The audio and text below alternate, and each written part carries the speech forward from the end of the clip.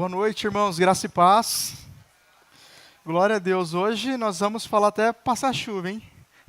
Não dá para ir para casa? Não, vai dar sim. Vai dar tudo certo no nome de Jesus, que a gente tem bastante coisa, né? Mas quem recebeu hoje a chamada do culto que o pastor mandou, que a igreja mandou? Quem recebeu a chamada do culto? Que falava ali de Neemias, né? Falava de determinação. Então é sobre isto que nós vamos falar, sobre Neemias que nós vamos falar nessa noite. Se você puder abrir suas Bíblias no livro de Neemias, é um texto, né? É um livro que o Senhor tem colocado muito nos nossos corações nesses dias, porque está relacionado com a realidade do nosso país, está relacionado com o chamado de Deus para a nossa nação, com o chamado de Deus para a igreja nesses dias na terra. A história de Neemias, e quando eu olho para Neemias, irmãos, eu olho para um cristão, para uma pessoa como eu e você. Porque a história de Neemias, ela é a história de uma pessoa comum, que fez algo muito grande, e ele fez algo muito grande porque ele se colocou no centro da vontade de Deus. Então, Neemias no capítulo 1, eu vou ler somente dos versos 1 ao 4, porque a gente já conhece bem a história.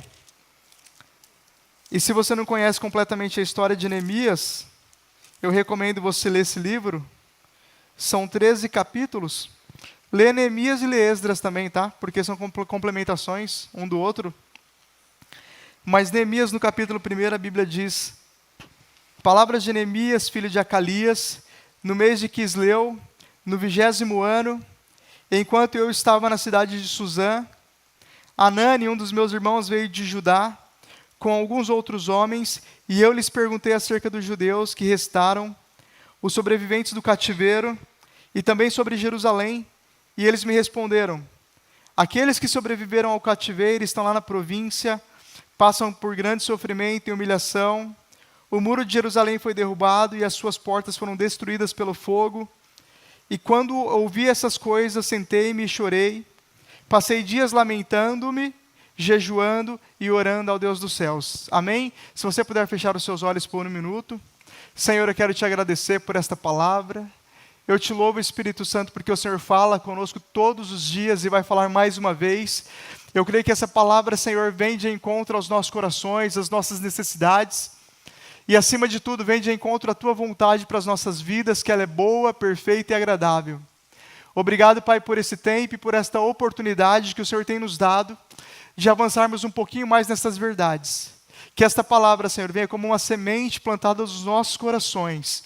E importa, Senhor, que neste momento o Senhor venha comunicar o céu à igreja, Pai. O Senhor venha tornar comum a realidade do céu sobre a Tua igreja nesta noite, sobre os nossos corações e sobre as nossas mentes e sobre o nosso entendimento, Pai. É o que eu te peço e agradeço no nome de Jesus. Amém.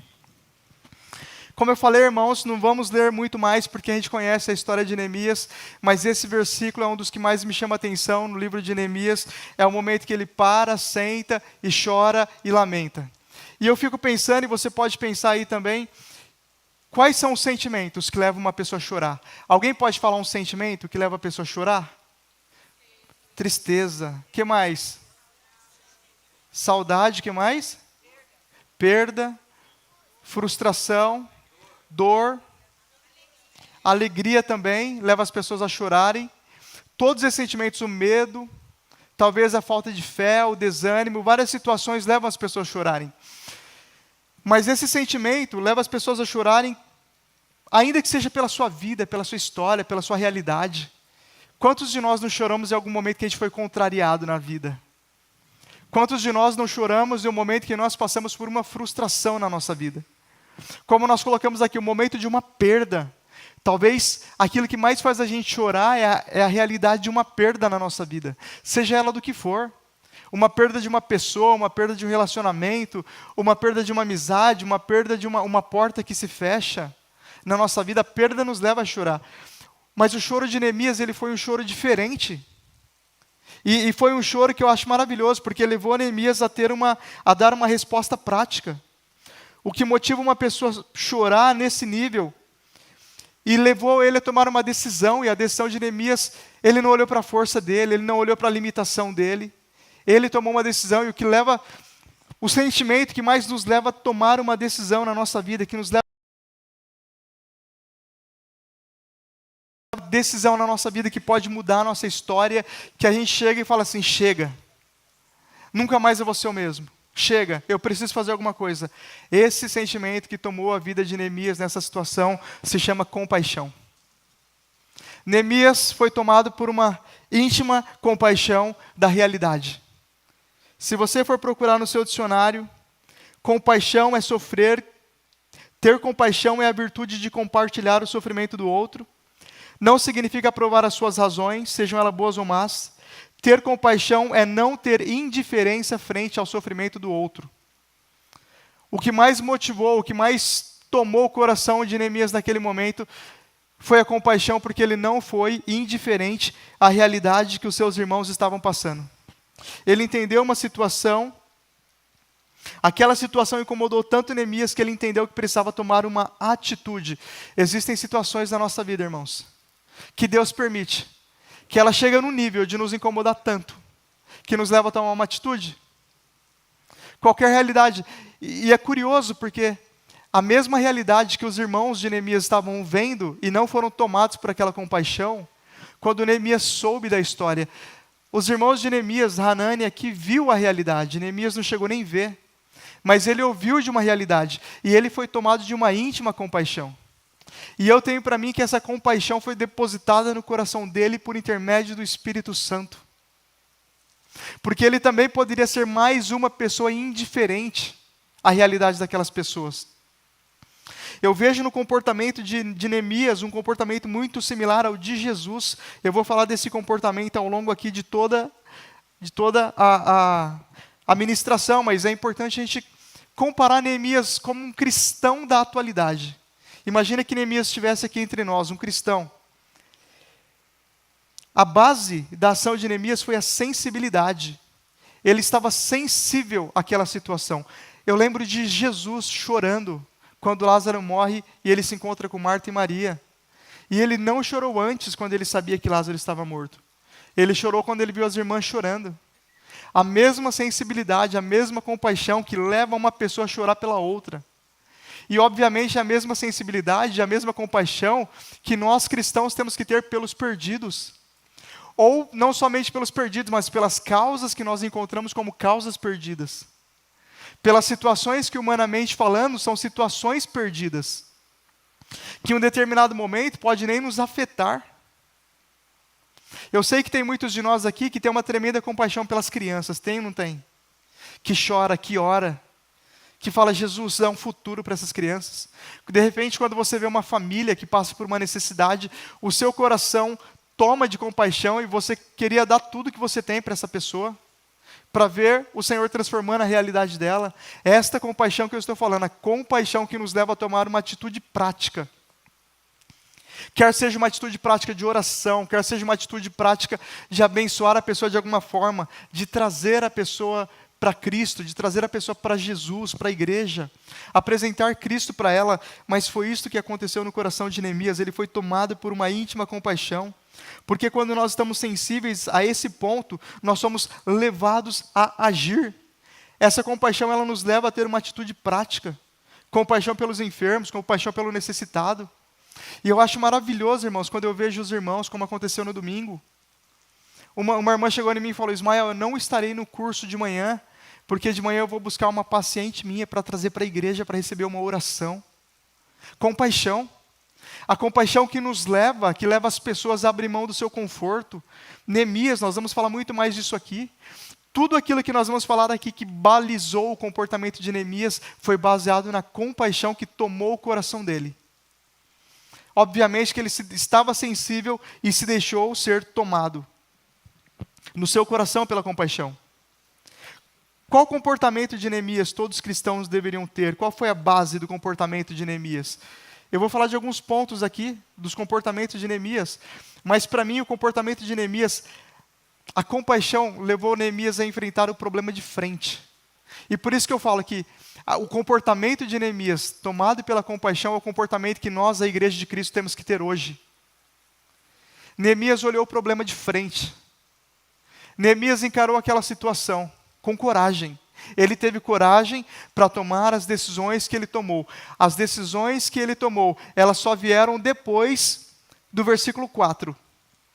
Primeiro ele ouviu as coisas, ele sentou, ele chorou, ele digeriu o que estava acontecendo, passei dias lamentando, aí ele foi jejuar e orar, e depois que ele jejua e ora, e depois que ele entende espiritualmente falando, discerne espiritualmente falando o que ele deveria fazer, ele vai para uma ação prática. Primeiro ele se enche, para depois ir para uma ação prática. Enfrentar os problemas de frente, decidir, resolver, dobrar a realidade da terra segundo a realidade do céu, porque essa era a oração de Jesus, seja feito assim na terra como no céu. É o comportamento que nós, a Igreja de Cristo, temos que ter hoje. Entender que as situações que a vida nos coloca, que se colocam diante de nós, ainda, quando eu li aqui sobre compaixão, nós não julgamos se a pessoa merece, se a pessoa não merece. Nós não julgamos o passado, nós não julgamos o histórico. O Senhor não nos colocou para julgar as situações, o Senhor nos colocou para discernir as situações, mas colocar compaixão sobre as situações. A Bíblia diz, não julgueis para que não sejais julgados. E quando nós, igreja, olhamos as situações com compaixão, nós somos levados, obviamente, a tomar uma atitude. E a fazer como Neemias aqui, dobrar a realidade da terra segundo a realidade do céu. A gente tem falado ao longo dessas semanas com alguns irmãos, aquilo que aos seus olhos é impossível, e aos meus olhos também tem muitos impossíveis, porque eu sou limitado, mas coloca diante de Deus, porque para Ele não existem impossíveis. Se tem uma circunstância no meio da sua casa, no meio da sua família, no seu local de trabalho, uma pessoa que você acha que é irreconciliável, desafia o céu. Fala, Jesus, eu quero essa pessoa aqui, ó, que todo mundo está falando que é atribulado, que todo mundo está falando que é ateu, que não tem jeito, que se revoltou, que se rebelou no seu coração. Desafia o céu e você vai ver as grandes coisas que Deus vai fazer através da sua vida. Pessoas dentro da nossa casa, no meio da nossa família, da nossa parentela, que nós não vemos mais jeito, que nós não vemos uma condição. Estava como os muros de Jerusalém, destruídos pelo fogo, fendidos, derrubados. Mas um homem ali, como eu estou falando, eu estou comparando Neemias com um cristão, como qualquer um de nós, uma pessoa que se compadeceu, que teve compaixão, que foi sensível e se posicionou, e Deus mudou as realidades. O Senhor nos colocou aqui neste lugar para vivermos essa realidade, dobrar a realidade da terra segundo a realidade do céu. Essa foi a oração de Jesus. Senhor, venha a nós o teu reino e seja feita a tua vontade aqui na terra como no céu. Uma vontade que é boa, que é perfeita e que é agradável.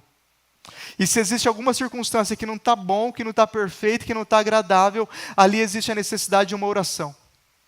E de uma atitude minha e sua, em todos os cenários. A nossa fé, irmãos, assim como a fé de Neemias, ela não nos torna irresponsáveis, pelo contrário.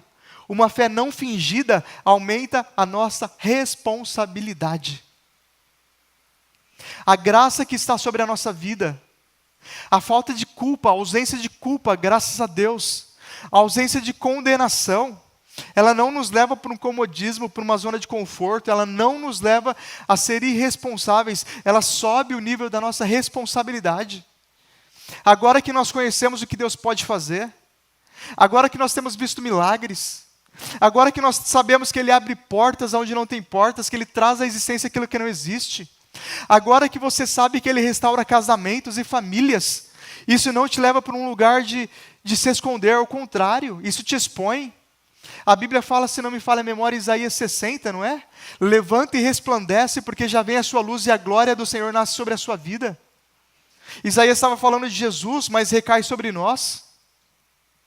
Tempo da Igreja de Cristo levantar e resplandecer, porque existe uma glória para ser revelada sobre a minha e sobre a sua vida, por onde nós passarmos, dobrando as realidades, orando para que venha a realidade do céu aqui na terra. Fé mais ação, irmão, significa milagre, superação. Cada um vai ser tomado numa área, porque o corpo é perfeito. Porque no corpo de Cristo, no corpo tem mãos, tem pés, tem olhos, ouvidos, cabeça, orelha. Nós falamos sobre o corpo de Cristo, acho que há 3 semanas atrás, 3 aulas atrás, no Maturidade Cristã. O papel de cada um no corpo de Cristo. Existem papéis que parecem mais bonitos que outros.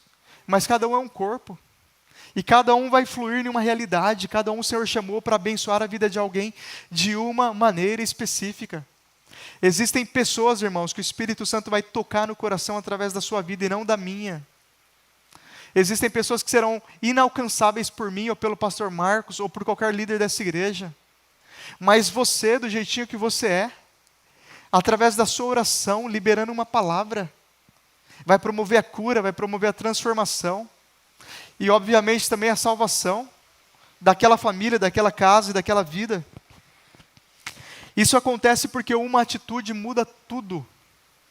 A nossa fé, irmãos, ela precisa nos levar a dar uma resposta prática. Uma resposta prática. Uma resposta prática. Tudo que nós vivemos, aprendemos, conhecemos, precisa nos levar a dar uma resposta prática. A nossa fé e a graça que está sobre a nossa vida, ela não nos coloca numa rede, numa praia, no coqueiro. Ela acelera a nossa vida. Ela nos leva a fazer muito mais, muito mais. E eu vou falar para você, quanto mais você fizer, mais o Senhor vai ativar o seu coração para fazer. E você vai achar que é muito pouco diante de tudo que Deus fez sobre a sua vida. E você vai falar, Senhor, cada área que o Senhor restaurou a minha vida e a minha história, eu vou ser um canal para restaurar a vida de alguém. De uma pessoa. Mas eu vou ser um canal para abençoar uma vida, uma pessoa. Se nós pudermos comparar Neemias com um cristão do século 21, imagina que o Neemias está aqui entre nós, está do seu lado. Quais seriam as muralhas que ele ia precisar restaurar hoje? Sobre qual área, sobre quais pessoas você acha que Neemias teria compaixão? O que o Espírito Santo ia levar o coração de Neemias a ter compaixão? Qual área, qual vida? As mesmas lutas, os mesmos desafios e as mesmas oportunidades. Neemias representa cada um de nós e a possibilidade de fazer algo relevante quando estamos no centro da vontade de Deus. Eu amo, irmãos, histórias de pessoas pequenas que Deus usou para uma grande obra.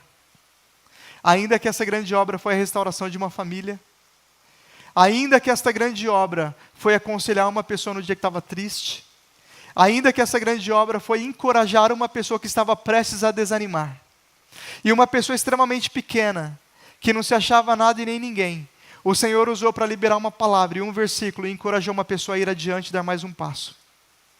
Foi Neemias na história de alguém. Restaurou algo muito grande.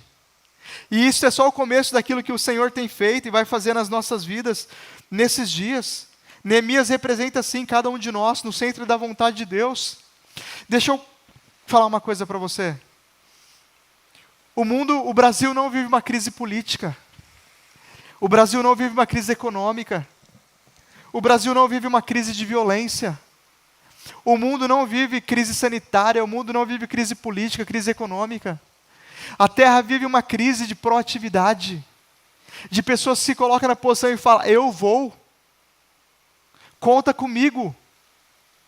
Sem qualquer situação onde houve um problema, onde houve uma mazela da humanidade, alguém que viu aquele problema, se ele tivesse se posicionado para resolver, o problema não teria se alastrado. Os problemas crescem, porque as pessoas vêm e deixam crescer, e todo mundo dá um passo para trás, e ninguém se posiciona. A diferença entre Neemias e Sansão é uma diferença muito, muito básica. Sansão teve um chamado, apareceu um anjo para falar com a mãe dele, ou com o pai dele. Neemias não apareceu ninguém para falar com ele. Sansão tinha o chamado, mas Neemias falou, eis-me aqui. E ele na sua história, ele construiu muito mais do que Sansão. Neemias não tinha nenhuma grande força, não tinha nenhuma grande habilidade, talvez, não tinha nenhuma grande qualificação. Mas o Senhor usou ele para restaurar, para viver uma realidade muito maior do que a de Sansão. Ele simplesmente se posicionou. Uma pessoa pequena que falou, Senhor, eu estou aqui. Senhor, conta comigo. Ele lamentou, ele chorou, ele foi sensível e se deixou ser tomado de compaixão. Orou, buscou a presença do Pai, entendeu espiritualmente o que era para ele fazer e ele pegou e fez. Ouviu a voz do Pai espiritualmente e obedeceu. A capacidade das pessoas em assumir a responsabilidade pela transformação e pela busca do melhor Nós precisamos, isso é a proatividade, irmãos, é a nossa capacidade de assumir a responsabilidade pela transformação e pela busca do melhor em todos os lugares aonde o Senhor te colocou. Se você assumir a responsabilidade pela busca da transformação e pela busca do melhor, o Senhor vai te usar para isso. A sua família pode ser uma família singela, pequena, simples. Talvez nunca você tiver a oportunidade de viver nada. Se você assumir a responsabilidade de se colocar no centro da vontade de Deus para buscar uma transformação para a sua realidade, o Senhor vai te usar para isto. Você vai ser o instrumento de Deus para trazer essa realidade. Talvez você vai ser o primeiro a conquistar muitas coisas no meio da sua casa, no meio da sua família. Você é o Neemias desta geração. Assim como eu sou o Neemias desta geração. Aonde você estiver, no seu local de trabalho, talvez você pode ser o último, o menor. Se você assumir a responsabilidade de promover uma transformação, o Senhor vai te usar para isso. Amém?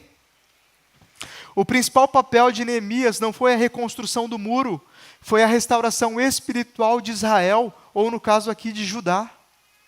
Neemias ele foi tremendamente usado por Deus, porque o papel dele não foi somente restaurar os muros. O muro foi o papel físico dele ali. Ele restaurou espiritualmente Judá.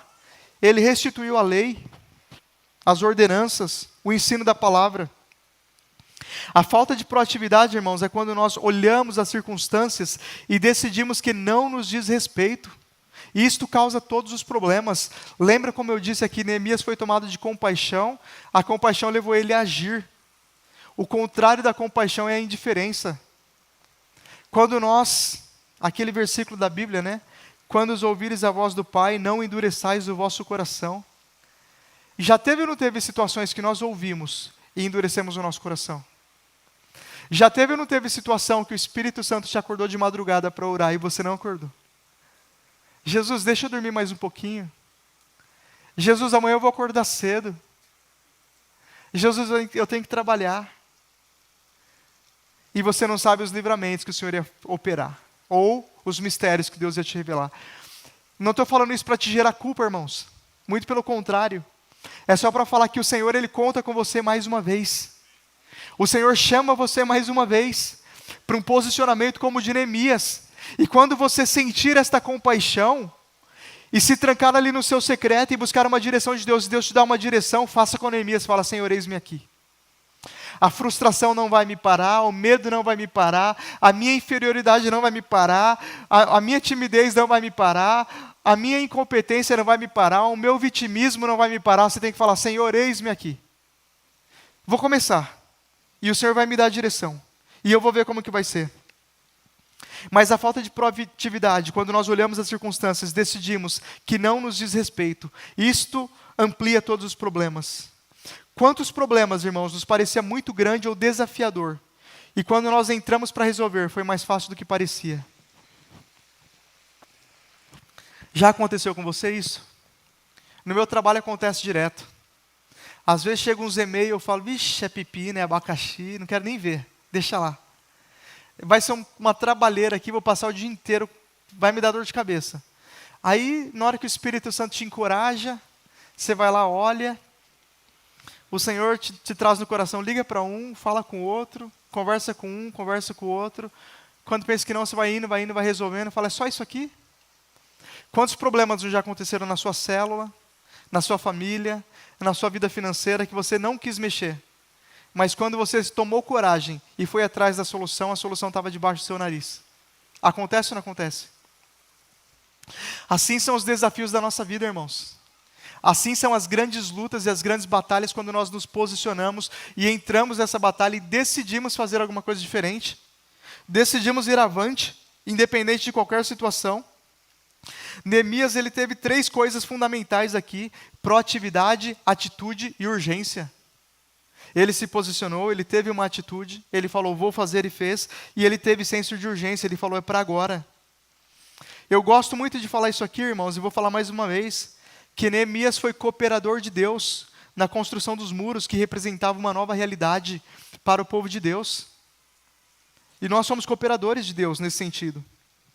Nessa condição, Neemias assumiu o papel de protagonista da restauração. O protagonista é aquele que não empurra para o outro. O protagonista é aquele que não procura um culpado. O protagonista é aquele que não transfere a sua responsabilidade. O protagonista é aquele que vai na frente. Não é o orgulhoso, não é o arrogante, não é disso que eu estou falando.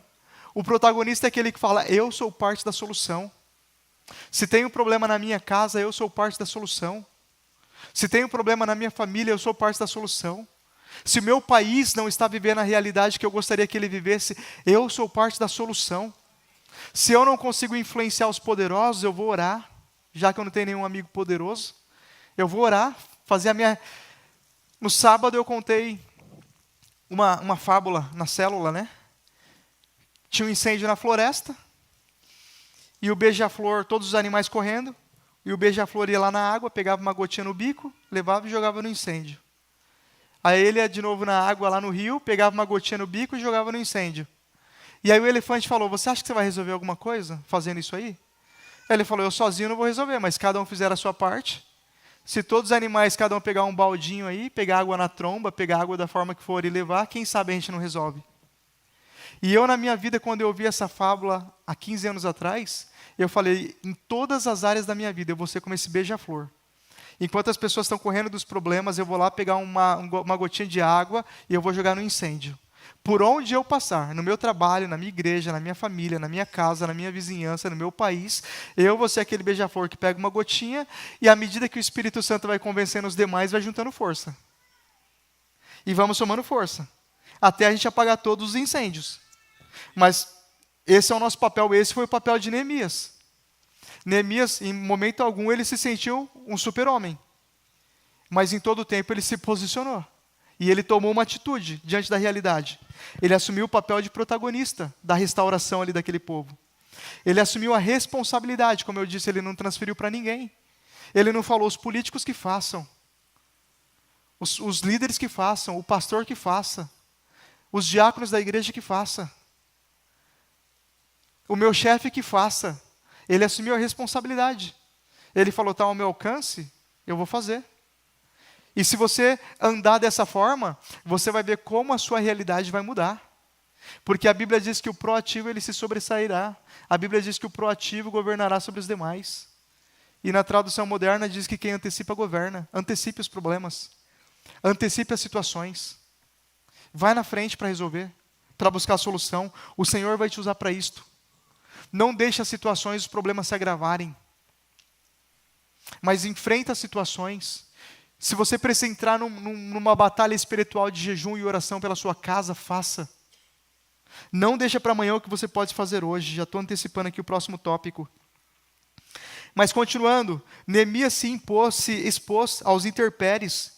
Se você ler o livro de Esdras, que vai falar da jornada do povo que saiu da Babilônia, ou melhor, que saiu de Suzã, que saiu da Pérsia e foi até Israel, você vai ver que era perigoso, que foi uma saga difícil. Eles saíram com muito dinheiro, com muito recurso para abençoar. Esdras orou ao Senhor e eles fizeram um jejum de 3 dias. E Esdras fala, e nenhum mal nos aconteceu porque a mão do Senhor era sobre nós. Eles fizeram um jejum de 3 dias para que o Senhor desse livramento na jornada. Eles enfrentaram intempéries, foi desconfortável. Não foi fácil para ninguém. Eles não foram da Pérsia de volta para Judá, de volta para Canaã, de volta para Judá, num trem-bala ou na primeira classe de um avião. Foi uma jornada desconfortável rumo a viver a promessa. Mas eles enfrentaram os intempéries. Quando você pega os problemas para resolver, pode ser uma situação desconfortável ali de enfrentar. Talvez você vai enfrentar realidades que você não gostaria de ver, não gostaria de tratar.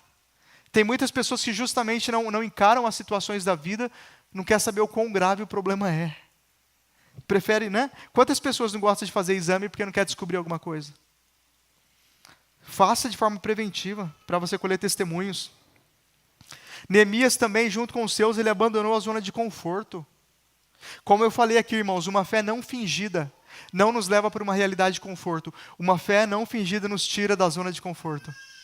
Uma fé não fingida nos leva a orar mais, a buscar mais, a jejuar mais. Ainda que você ache que não precise para você, o Espírito Santo te toma por compaixão, e você está orando pelos líderes, e você está orando pelos pastores, você está orando pelas crianças, você está orando pelo MAG. E você está orando por um e por outro, e às vezes o Espírito Santo te acorda à noite para você orar por uma pessoa e você não entende o porquê, mas o Senhor sabe. A fé não te fingida, ela te arranca da zona de conforto. Te leva a orar pelos seus familiares, pelos seus amigos, pelos não cristãos, para que venha um avivamento muito maior, para que a presença de Deus flua com muito mais naturalidade no nosso meio. Neemias não se vitimizou como os demais. Da mesma forma, ele não se inferiorizou. Ele não falou, Senhor, eu não posso. Gideão ainda se vitimizou, né? Ainda falou, Senhor, eu sou o menor da casa do meu pai, a menor família, da menor tribo.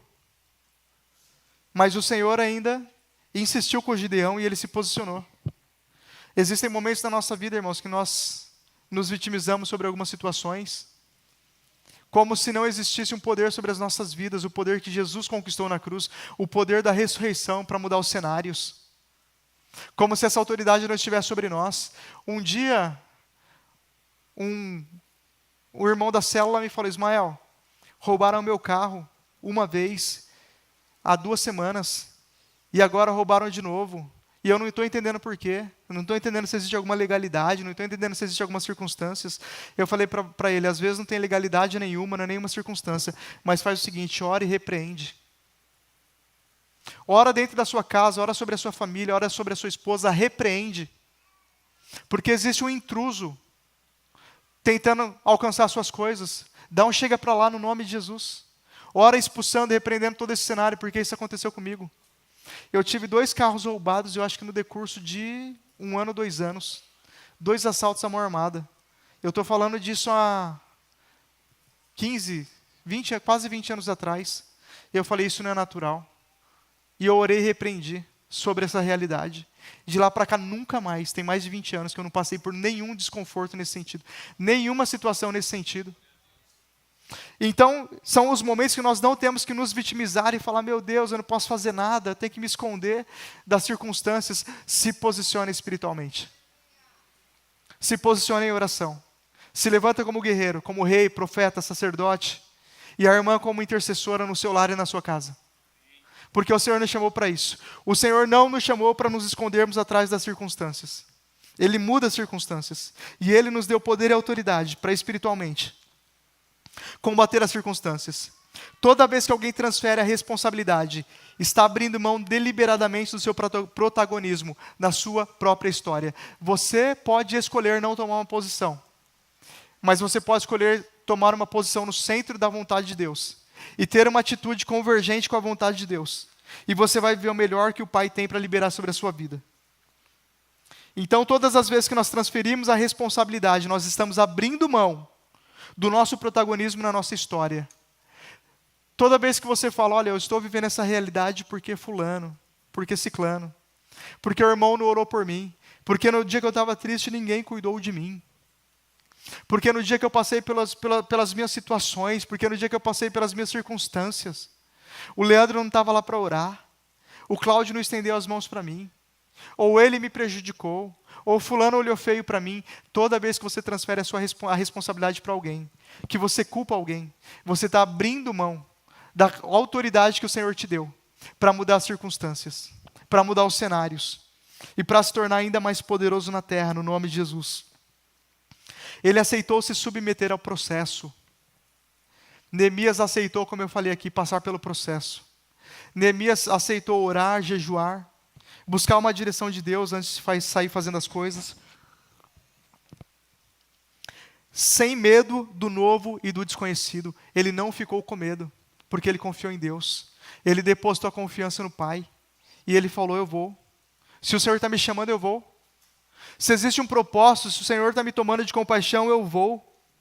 Ele foi intencional em tudo o que fez. E ele confiou integralmente em Deus. E é por isso que eu falo que Neemias era como um de nós, e nós temos que encarar ele como um cristão de hoje, como a igreja hoje, que tem que ser o nosso posicionamento. Não se inferiorizou, foi intencional e confiou integralmente em Deus. Não existia um exército para protegê-lo. Por mais que o rei persa o abençoou, liberando muitas coisas, não foi liberado o exército, não foi liberado uma guarda, uma proteção. Ele se baseou na oração, na confiança na palavra e na convicção. de que ele estava no centro da vontade de Deus. Mas esse foi um segredo na vida dele, o centro da vontade de Deus. Mas Ismael e Tobias e Sambalate? Nós sabemos que na história aqui de Neemias, Tobias e Sambalate eram as pessoas que eram os inimigos humanos de Neemias, que estavam tentando combatê-los. Hoje, Tobias e Sambalate, irmãos, não são pessoas. Pelo amor de Deus. Não fala que é a sua sogra que está tentando te derrubar, ou seu cunhado, ou isso ou aquilo, não. Com relação às pessoas, nós nos posicionamos. Quem estava aqui também nas últimas lições do Firmes e Constantes, a gente falou sobre isso, né? Sobre o posicionamento nos relacionamentos. Como a gente se posiciona. Tobias e Sambalate, que foram sabotadores na vida de Neemias e na história do povo, para nós não são pessoas. Obviamente que espíritos, né? Porque a nossa luta não é contra a carne, nem contra o sangue, principados e potestades, mas também existem sabotadores humanos, carnais, da nossa carne. Eu sempre falo isso, que Gálatas, capítulo 6, 5, né? Onde fala dos frutos do Espírito. Olha que interessante, irmãos. O Espírito Santo, ele não milita contra o diabo. O Espírito Santo milita contra a carne. Quem venceu de Satanás foi Jesus. O Espírito Santo, ele não nos leva a vencer o diabo, ele nos leva a vencer a nossa carne. É o que está lá em Gálatas capítulo 5. O Espírito milita contra a carne. Existem cenários e situações que a carne tenta sabotar a nossa história. Obviamente com o inimigo inflamando. Eu coloquei aqui alguns sabotadores que sabotaram histórias de homens de Deus na Bíblia. Por exemplo, o conformismo. O conformismo com a realidade, como Ló. Ló estava conformado com a sua realidade em Sodoma e Gomorra. Ló anda junto com Abraão. Imagina você andar com o pai da fé, com o homem que Deus fez promessas, com o homem com quem Deus falava, que recebia anjos na sua casa. Você está andando com esse homem, e você não aprende nada com ele, você decide viver a sua vida num lugar estranho. Esse foi Ló. Ele conheceu a santidade, ele conheceu a devoção, ele conheceu a reverência, ele conheceu o poder de Deus, mas ele se conformou em viver em Sodoma e Gomorra. Eu não sei se vocês sabem, mas Ló é o pai de Moabe e Amon, dos Moabitas e dos Amonitas, inimigos mortais do povo de Deus. A sua descendência foi uma desgraça,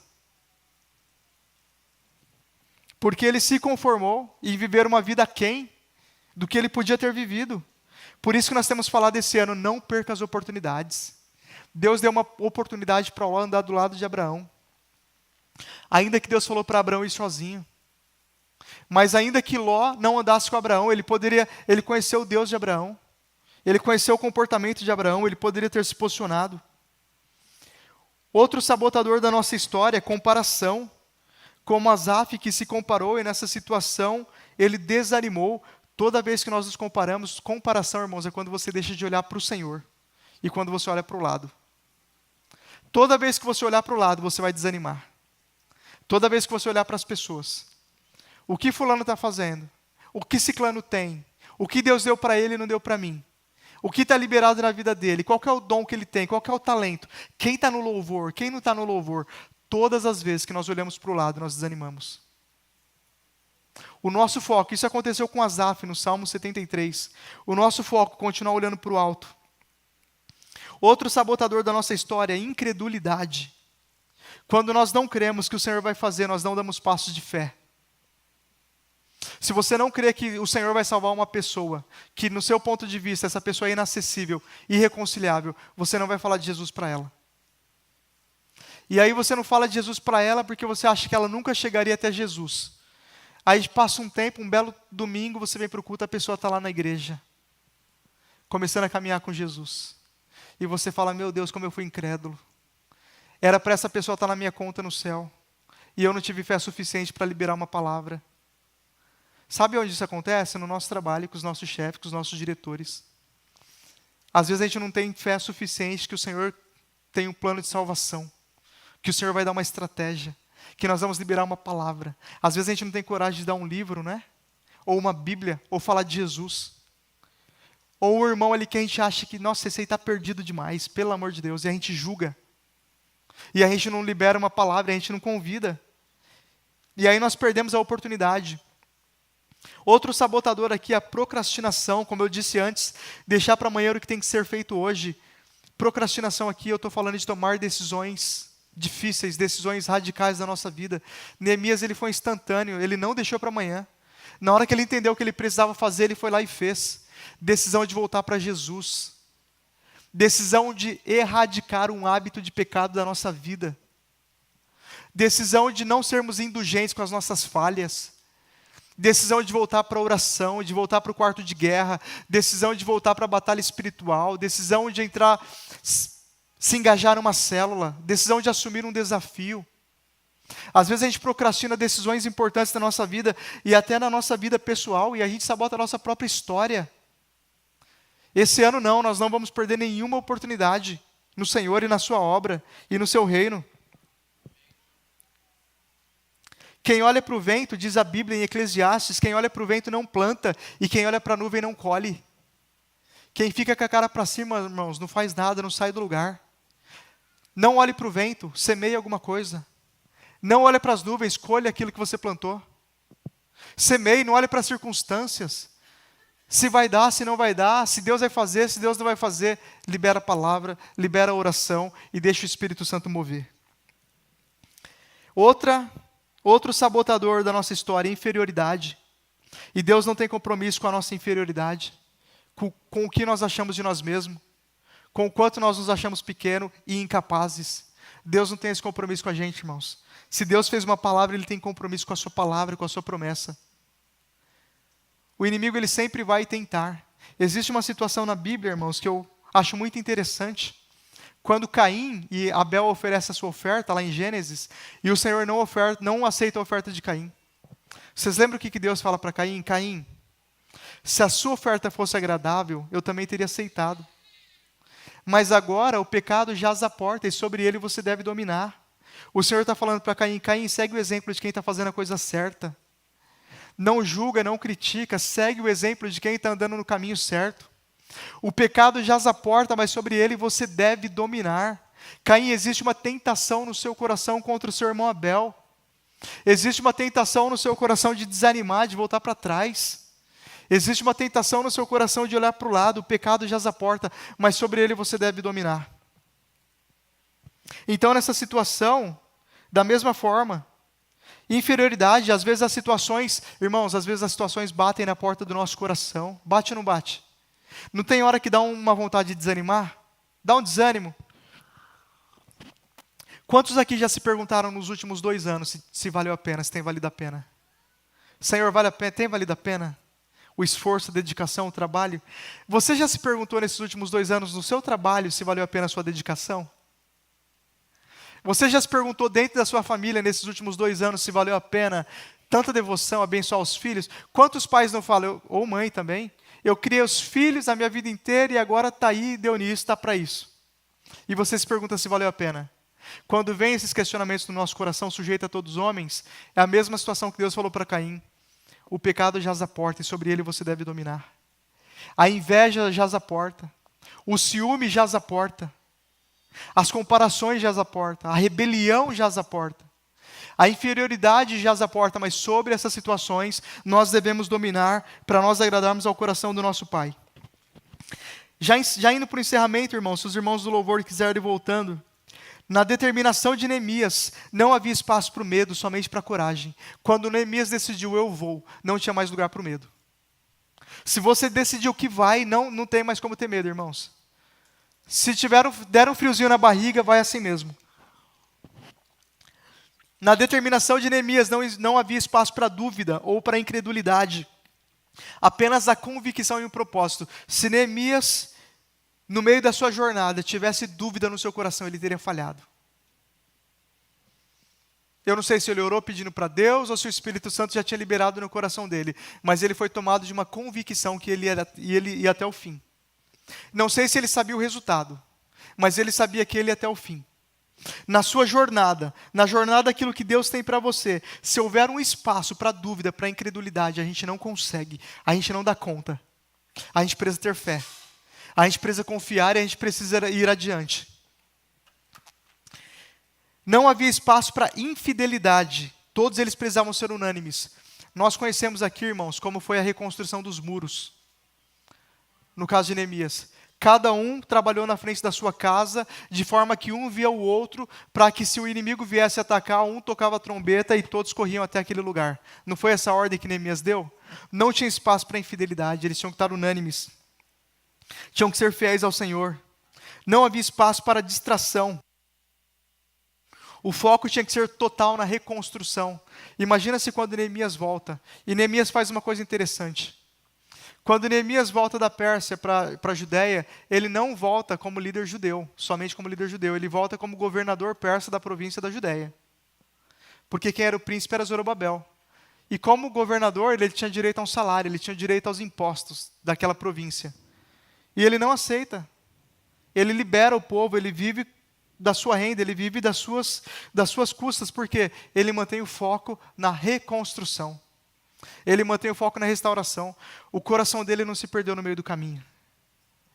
Não chegou no meio do caminho e ele se contaminou. Não chegou no meio do caminho e ele se desviou. Não chegou no meio do caminho e ele falou, olha, quero a reconstrução da minha família, a restauração da minha casa, a restauração do meu lar. E chegou no meio do caminho, o coração dele mudou de rota. Ele manteve o foco.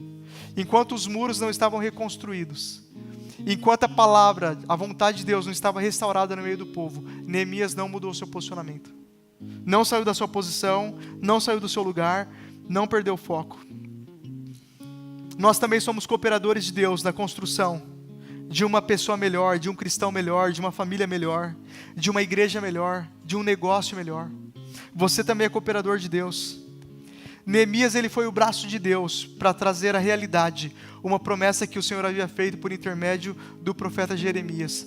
Neemias se deixou ser usado.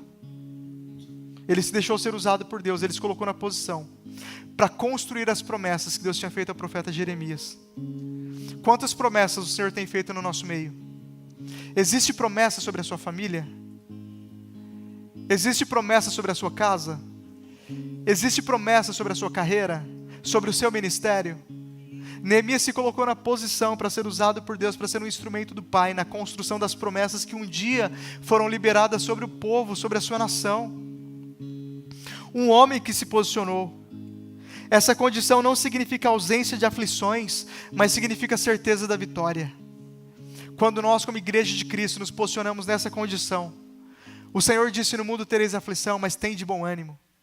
Não significa ausência de lutas ou ausência de aflições, significa certeza de vitória.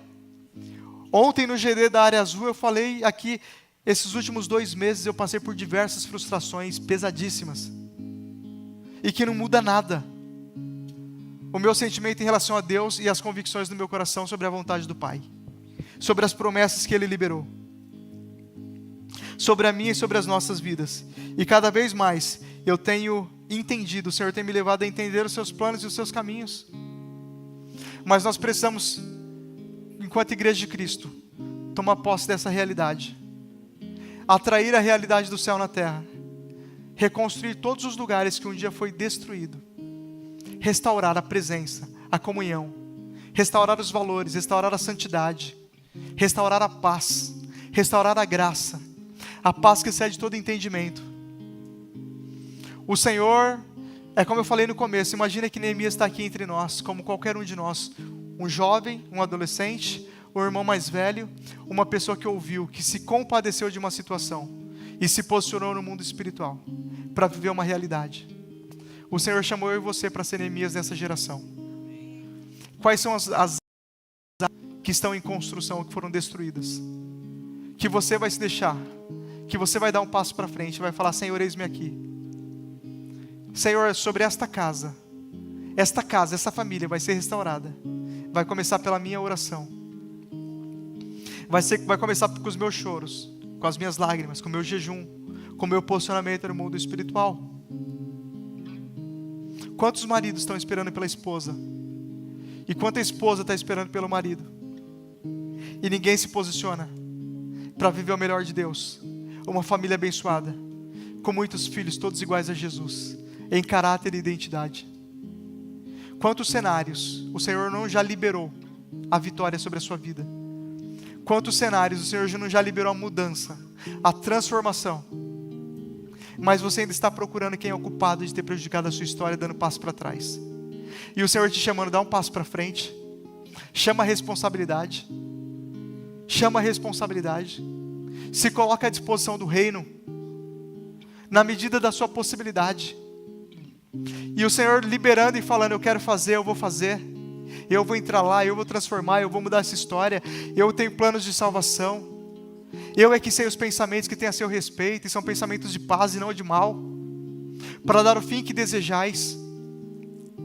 O comportamento que Neemias teve, que é o comportamento que a igreja tem que ter nesses dias. Um comportamento de atitude, de falar, Senhor, que a minha fé me leve a uma atitude prática, de trabalhar dia e noite pela causa que eu acredito, para reconciliar os filhos ao Pai, de trabalhar dia e noite por esta realidade em oração e da forma que for, amém? Nós queremos dar esse passo nesta noite, irmãos, como Neemias, e falar, eis-me aqui, usa a minha vida para restaurar esta situação. Se você puder se colocar de pé comigo para nós orarmos.